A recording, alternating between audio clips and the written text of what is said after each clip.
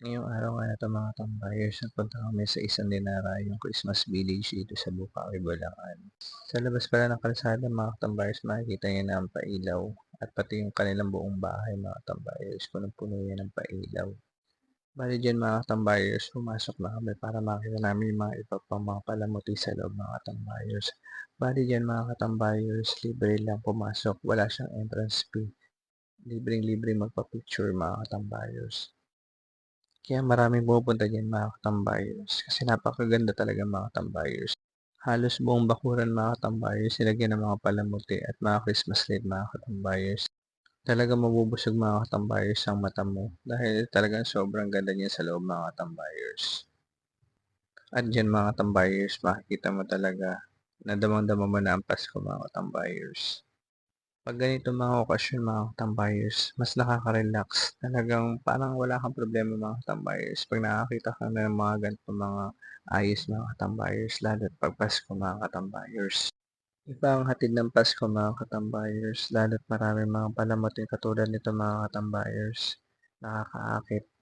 Tapos 'yan mga katambayers, iba't ibang mga Santa Claus mga katambayers, at ang kanilang bili na simbolo ng Pasko mga katambayers, napakaganda.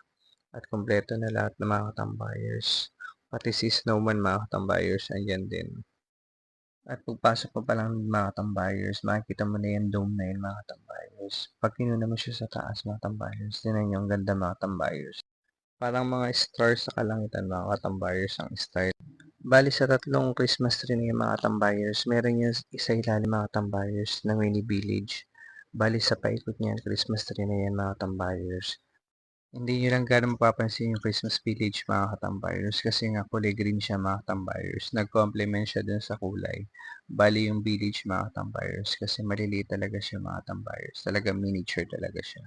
Tapos sa paikot niyan mga katambayers, yan makikita niyo yung kabuuan ng miniature niya mga katambayers. Ang ganda nga ng pagkakaayos mga katambayers. Tapos yan mga katambayers, kinunan ko ng buo yung dome mga katambayers. Di ba ang ganda ng design mga katambayers? Tapos sa side naman nito mga tambayers, meron uling iba't ibang uri ng Santa Claus sila mga tambayers. Tapos andiyan si Snowman, tapos andiyan din yung kanyang reindeer mga katambayers. Dito naman sa loob na 'to mga katambayers, puwede kang magpakuha ng picture na pang-profile. Tapos meron din silang mga Eiffel Tower mga katambayer. Inspired by Paris mga katambayers. Meron silang maliliit at malalaking mga tambayers. At meron din talagang malaking Eiffel Tower mga katambayers. 'Di ba ang ganda mga katambayers ng kabuuang bahay. Ang daming pailaw mga katambayers, mga nagniningning na mga Christmas light. Halos labas at loob ng bahay, pati kalsada mga katambayers, pinuno nila ng Christmas light. Sa part na 'to mga katambayers, palabas na kami. Bale shoutout nga pala sa ating katambayers na si Tristan Jan Tesado Puentevella. Maraming salamat sa panonood katambayers. Hanggang dito muna ang aking vlog mga katambayers. Maraming salamat sa panonood. Bye-bye!